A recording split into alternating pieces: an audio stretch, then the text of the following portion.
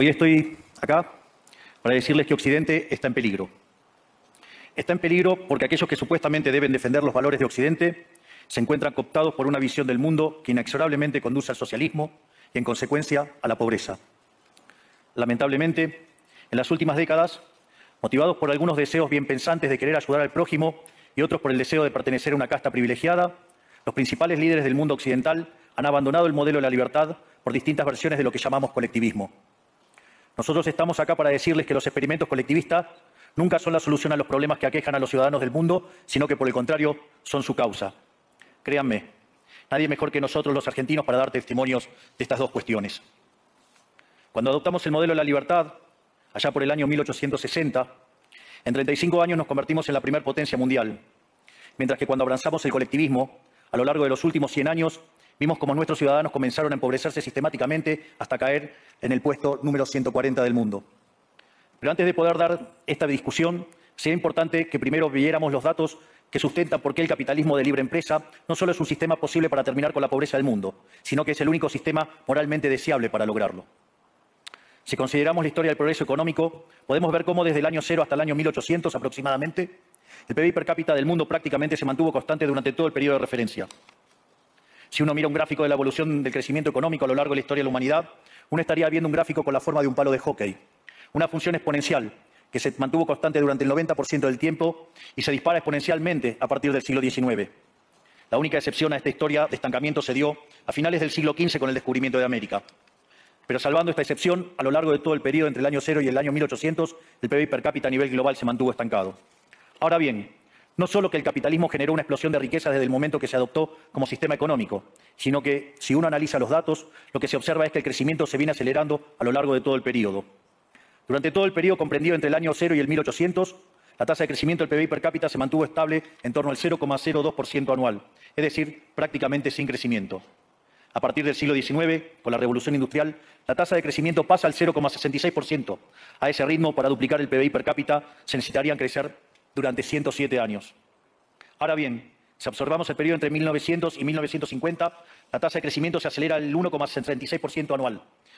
Ya no necesitamos 107 años para duplicar el PBI per cápita, sino 66. Y si tomamos el periodo comprendido entre 1950 y el año 2000, vemos que la tasa de crecimiento fue de 2,1% anual, lo que derivaría en que en solo 33 años podríamos duplicar el PBI per cápita del mundo. Esta tendencia, lejos de detenerse, se mantiene viva aún hoy. Si tomamos el periodo entre el año 2000 y el 2023, la tasa de crecimiento volvió a acelerar el 3% anual, lo que implica que podríamos duplicar nuestro PBI per cápita en el mundo en tan solo 23 años. Ahora bien, cuando se estudia el PBI per cápita desde el año 1800 al día de hoy, lo que se observa es que luego de la revolución industrial, el PBI per cápita mundial se multiplicó por más de 15 veces, generando una explosión de riqueza que sacó de la pobreza al 90% de la población mundial. No debemos olvidar nunca que para el año 1800, cerca del 95% de la población mundial vivía en la pobreza más extrema, mientras que ese número cayó al 5% para el año 2020, previo a la pandemia. La conclusión es obvia. Lejos de ser la causa de nuestros problemas, el capitalismo de libre empresa como sistema económico es la única herramienta que tenemos para terminar con el hambre, la pobreza y la indigencia a lo largo y a lo ancho de todo el planeta. La evidencia empírica es incuestionable. Por eso, como no cabe duda de que el capitalismo de libre mercado es superior en términos productivos, la doxa de izquierda ha atacado al capitalismo por sus cuestiones de moralidad, por ser, según ellos, dicen sus detractores, que es injusto.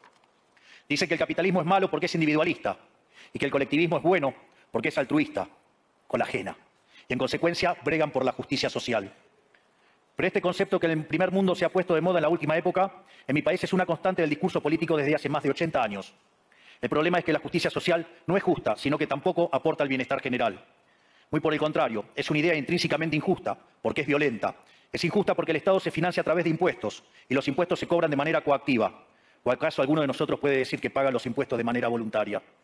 Lo cual significa que el Estado se financia a través de la coacción, y que a mayor carga impositiva, mayor es la coacción, menor es la libertad.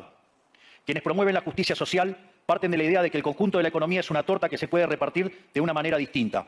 Pero esa torta no está dada, es riqueza que se va generando en lo que, por ejemplo, Israel Kirchner llama un proceso de descubrimiento de mercado. Si el bien o servicio que ofrece una empresa no es deseado, esa empresa quiebra a menos que se adecue a lo que el mercado le está demandando. Si genera un producto de buena calidad a un buen precio atractivo, le va a ir bien y va a producir más. De modo que el mercado es un proceso de descubrimiento en el cual el capitalista encuentra sobre la marcha el rumbo correcto. Pero si el Estado castiga al capitalista por tener éxito y lo bloquea en este proceso de descubrimiento, destruye sus incentivos. Y las consecuencias de eso es que va producir menos y la torta será más chica, generando perjuicio para el conjunto de la sociedad. El colectivismo, al inhibir estos procesos de descubrimiento y al dificultar la apropiación de lo descubierto, ata al emprendedor de las manos y le imposibilita producir mejores bienes y ofrecer mejores servicios a un mejor precio. ¿Cómo puede ser entonces que desde la academia, los organismos internacionales, la política y la teoría económica se demonice un sistema económico que no solo ha sacado de la pobreza más extrema al 90% de la población mundial y lo hace cada vez más rápido, sino que además es justo y moralmente superior? Gracias al capitalismo de libre empresa, hoy el mundo se encuentra en su mejor momento. No hubo nunca en toda la historia de la humanidad un momento de mayor prosperidad que el que vivimos hoy. El mundo de hoy es más libre, más rico, más pacífico y más próspero que en cualquier otro momento de nuestra historia. Esto es cierto para todos, pero en particular para aquellos países que son libres donde respetan la libertad económica y los derechos de propiedad de los individuos. Porque aquellos países que son libres son 12 veces más ricos que los reprimidos. El decil más bajo en la distribución de los países libres vive mejor que el 90% de la población de los países reprimidos. Tiene 25 veces menos cantidad de pobres en el formato estándar y 50 veces menos en el formato extremo. Y por si eso fuera poco, los ciudadanos de los países libres viven un 25% más que los ciudadanos de los países reprimidos. Ahora bien, para entender qué venimos a defender es importante definir de acá hablamos nosotros cuando hablamos de libertarismo. Para definirlo, retomo las palabras del máximo prócer de las ideas de la libertad de Argentina, el profesor Alberto Venegas Lynch, hijo, que dice: el libertarismo es el respeto irrestricto del proyecto de vida del prójimo, basado en el principio de no agresión y en defensa del derecho a la vida, a la libertad y a la propiedad, cuyas instituciones fundamentales son la propiedad privada, los mercados libres de intervención estatal, la libre competencia, la división del trabajo y la cooperación social, donde solo se puede ser exitoso sirviendo al prójimo con bienes de mejor calidad a un mejor precio. Dicho de otro modo, el capitalista, el empresario exitoso, es un benefactor social que, lejos de apropiarse de la riqueza ajena, contribuye al bienestar general. En definitiva, un empresario exitoso es un héroe. Este es el modelo que nosotros estamos proponiendo para la Argentina del futuro, un modelo basado en los principios fundamentales del libertarismo, la defensa de la vida, de la libertad y de la propiedad. Ahora bien, si el capitalismo de libre empresa y la libertad económica han sido herramientas extraordinarias para terminar con la pobreza en el mundo, y nos encontramos hoy en el mejor momento de la historia de la humanidad, vale la pena preguntarse por qué digo entonces que Occidente está en peligro. Digo que Occidente está en peligro justamente porque en aquellos países que deberíamos defender los valores del libre mercado, la propiedad privada y las demás instituciones del libertarismo, sectores del establishment político y económico, algunos por errores en su marco teórico y otros por ambición de poder, están socavando los fundamentos del libertarismo, abriéndole las puertas al socialismo y condenándonos potencialmente a la pobreza, a la miseria y el estancamiento. Porque nunca debe olvidarse que el socialismo es siempre y en todo lugar un fenómeno empobrecedor, que fracasó en todos los países que se intentó. Fue un fracaso en lo económico, fue un fracaso en lo social, fue un fracaso en lo cultural y además asesinó a más de 100 millones de seres humanos. El problema esencial de Occidente hoy es que no solo debemos enfrentarnos a quienes, aún luego de la caída del muro y la evidencia empírica abrumadora, siguen bregando por el socialismo empobrecedor, sino también a nuestros propios líderes, pensadores y académicos que, amparados en un marco teórico equivocado, socavan los fundamentos del sistema que nos ha dado la mayor expansión de riqueza y prosperidad de nuestra historia. El marco teórico al que me refiero es el de la teoría económica neoclásica, que diseña un instrumental que, sin quererlo, termina haciendo funcional la intromisión del Estado, el socialismo y la degradación de la sociedad. El problema de los neoclásicos es que, como el modelo del que se enamoraron no mapea contra la realidad, atribuyen el error al supuesto fallo del mercado, en vez de revisar las premisas de su modelo. Sobre pretexto de un supuesto fallo de mercado, se introducen regulaciones, que lo único que generan es distorsiones en el sistema de precios que impiden el cálculo económico y, en consecuencia, el ahorro, la inversión y el crecimiento. Este problema radica esencialmente en que ni siquiera los economistas supuestamente libertarios comprenden qué es el mercado, ya que si se comprendiera, se vería rápidamente que es imposible que exista algo así como un fallo de mercado. El mercado no es una mera descripción gráfica de una curva de oferta y otra de demanda en un gráfico. El mercado es un mecanismo de cooperación social donde se intercambian voluntariamente derechos de propiedad. Por lo tanto, dada esta definición, hablar de fallo de mercado es un oxímoron. No existe el fallo de mercados. Si las transacciones son voluntarias, el único contexto en el que puede haber un fallo de mercado es si hay coacción. Y el único con la capacidad de coaccionar de manera generalizada es el Estado, que tiene el monopolio de la violencia. En consecuencia, si alguien considera que hay un fallo de mercado, les recomendaría que revisen si hay intervención estatal en el medio. Y si encuentran que no hay intervención estatal en el medio, les sugiero que hagan de nuevo el análisis porque definitivamente está mal. Los fallos de mercado no existen. Un ejemplo de los supuestos fallos de mercado que describen los neoclásicos son las estructuras concentradas de la economía. Sin embargo, sin funciones que presenten rendimientos crecientes a escala, cuya contrapartida son las estructuras concentradas de la economía, no podríamos explicar el crecimiento económico desde el año 1800 hasta hoy. Fíjense qué interesante. Desde el año 1800 en adelante, con la población multiplicándose más de 8 o 9 veces, el producto per cápita creció más de 15 veces. Es decir, existen rendimientos crecientes. Eso llevó la pobreza extrema del 95% al 5%. Sin embargo, esas presencias de rendimientos crecientes implican estructuras concentradas, lo que se llamaría, por ejemplo, un monopolio. ¿Cómo puede ser que algo que haya generado tanto bienestar para la teoría neoclásica, eso es un fallo de mercado? Economistas neoclásicos, salgan de la caja. Cuando el modelo falla, no hay que enojarse con la realidad, hay que enojarse con el modelo y cambiarlo. El dilema que enfrenta el modelo neoclásico es que dicen querer perfeccionar el funcionamiento del mercado atacando lo que ellos consideran fallos, pero al hacerlo no solo abren las puertas del socialismo, sino que atentan contra el crecimiento económico. Ejemplo, regular monopolios, destruirle las ganancias y destrozar los rendimientos crecientes, automáticamente destruiría el crecimiento económico. Dicho de otro modo, cada vez que ustedes quieran hacer una corrección de un supuesto fallo de mercado, inexorablemente, por desconocer lo que es el mercado o por haberse enamorado de un modelo fallido, están abriendo las puertas al socialismo y están condenando a la gente a la pobreza.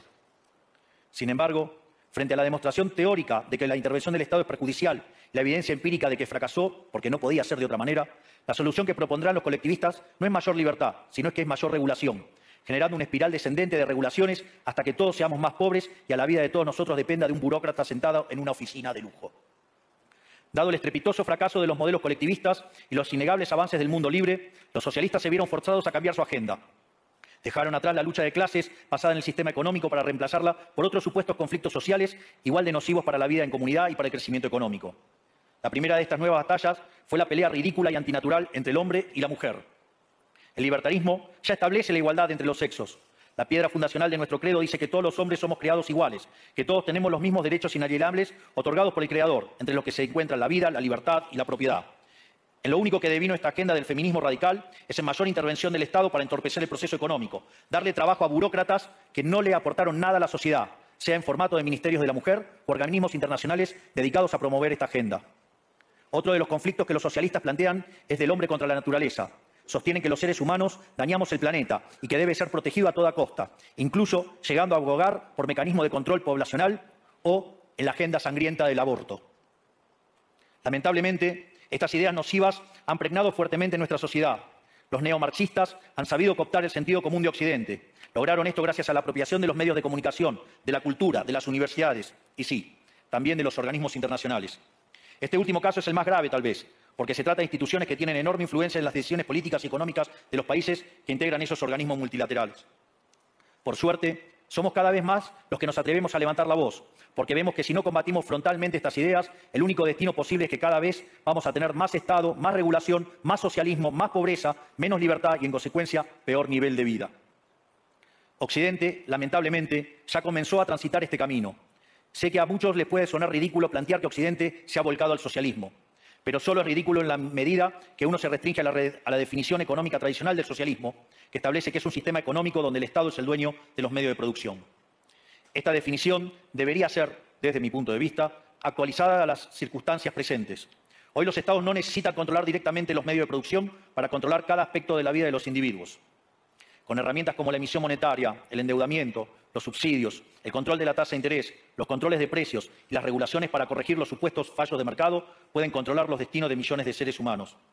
Así es como llegamos al punto en el que, con distintos nombres o formas, buenas partes de las ofertas políticas generalmente aceptadas en la mayoría de los países de Occidente son variantes colectivistas.